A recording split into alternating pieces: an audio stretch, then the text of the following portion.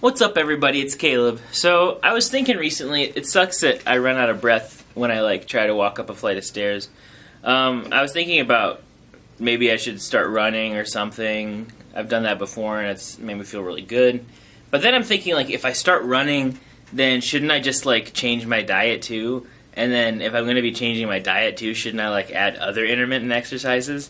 And then I was also thinking, if I'm going to change my diet, why don't I just become a vegetarian? And then I'm thinking, if I become a vegetarian, then I should probably just become a vegan. And then, it's just this chain reaction of things that are all happening. So, my goal is to move my body slightly more. And let's hope that it doesn't spiral downward into something that I can't stop. And then I overexert myself for 2 days and then revert back to what's going on currently. Well, that seems pretty likely.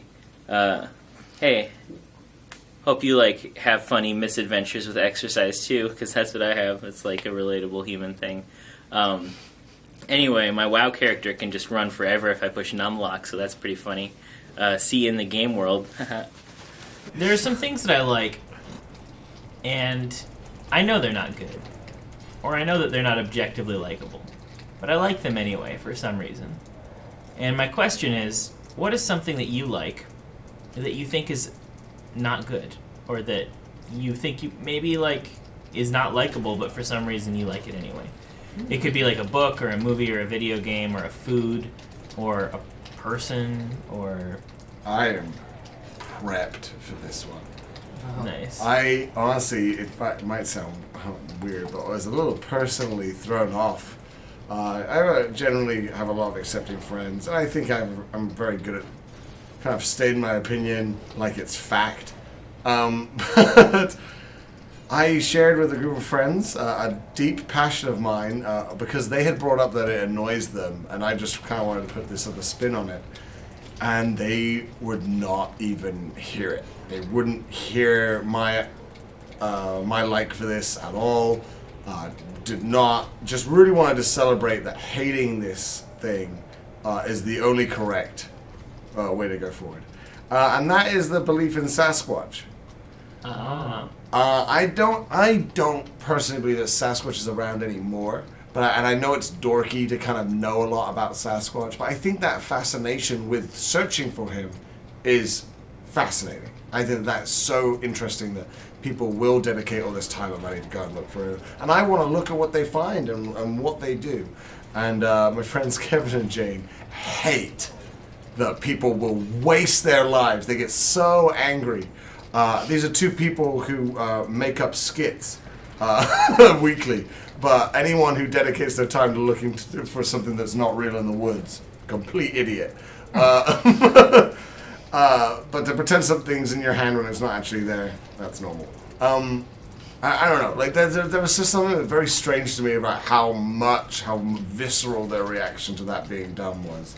But I love it. I think that there are things you can't explain about Sasquatch, like how Native Americans have a word that loosely translates to ape, when there is no way they could have something that resembles an ape. They have carvings of apes. How? Well, at some point there should have been, or probably was, some great North American ape.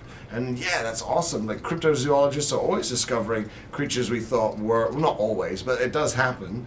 What if Sasquatch was around at some point? I'm sure there will be something in our lifetime that maybe completely defunks it or completely cements that it happened at some point, but I love it. I think it's so cool, and it's not cool. It's not cool at all. Harry and the Hendersons is one of my favorite movies. It's great! Yeah. I'm just in that mystery. I'm what if you did meet it? It's not going to be friendly. It won't. Why would it be friendly? Why would it be Harry and the Hendersons? But maybe it would be friendly to you, James, because it would know that you stood No way! up for it. Oh no, it's going to kill me. That's how I'll prove it exists. I'll be the first fatality. Yeah, Sasquatch knows that people are after him or her. Yeah. And therefore, if spotted, that person cannot live. Well, I positioned this, and it was just they couldn't even fathom it. Because to them it is, of course there's no monster in the woods in North America. I'm okay, of course there is no monster ape in the woods of North America. There's no way it could. I was okay then, what if it is a race of people? humans that just have more hair, that are tribal and that are smarter than we're giving them credit for, and have always hid away from loud noises and any kind of industrial expanse.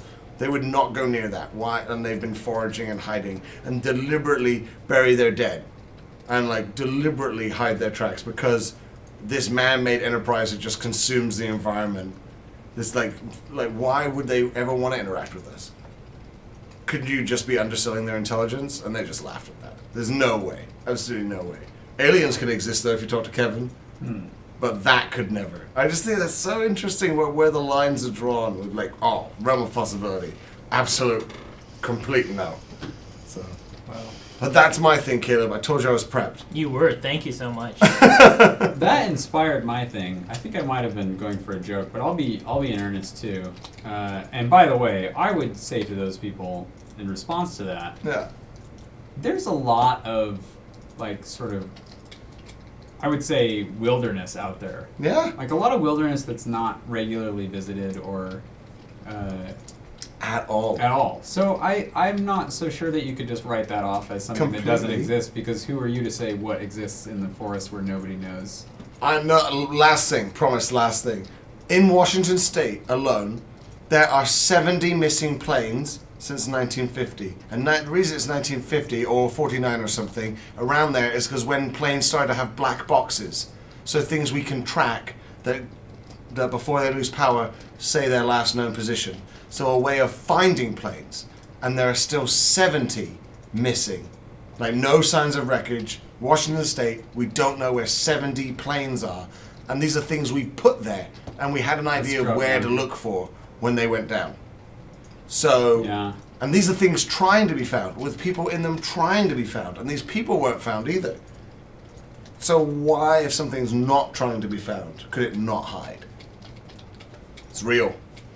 I'm gonna just say that I'm gonna go along those lines and say that I'm fascinated by the idea of extraterrestrials, and I have much the same feeling about that as I do about the Sasquatch, which is, who are you to say that there is or there isn't life out there? Like, until basically no time at all, until the universe is explored in its entirety, then you are absolutely no authority to say that there is or isn't other life out there.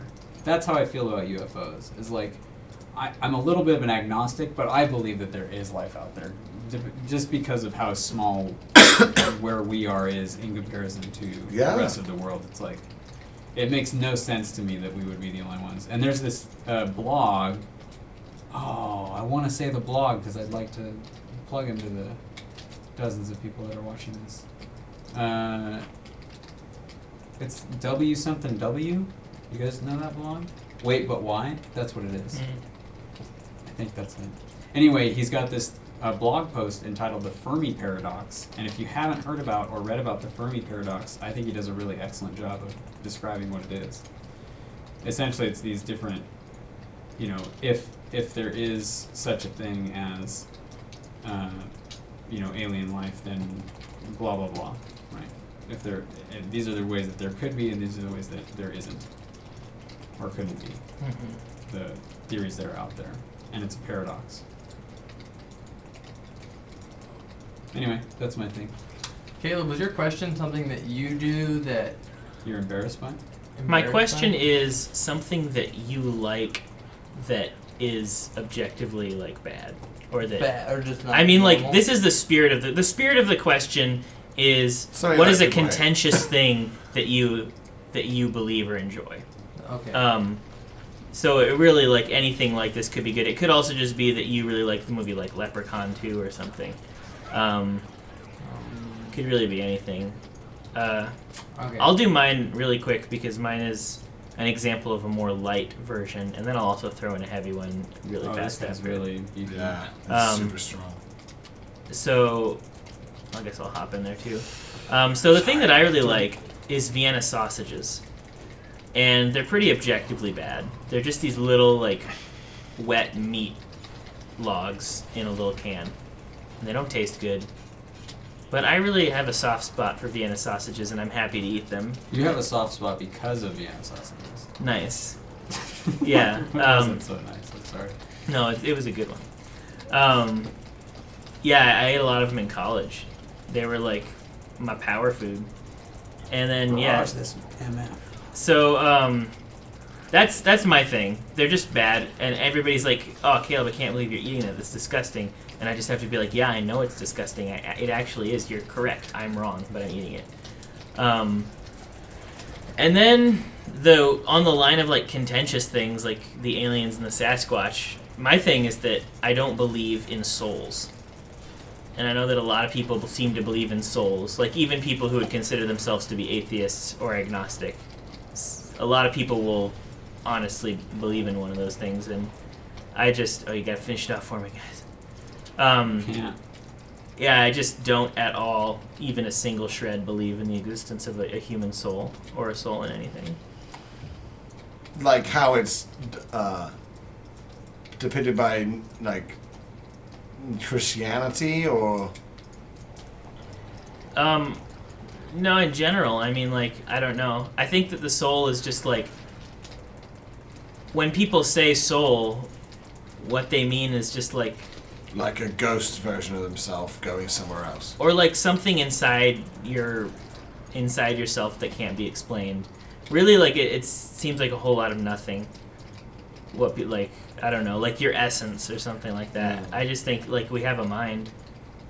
And I think that that's real, and that's probably, like, the closest thing would be, like, our cognitive sense.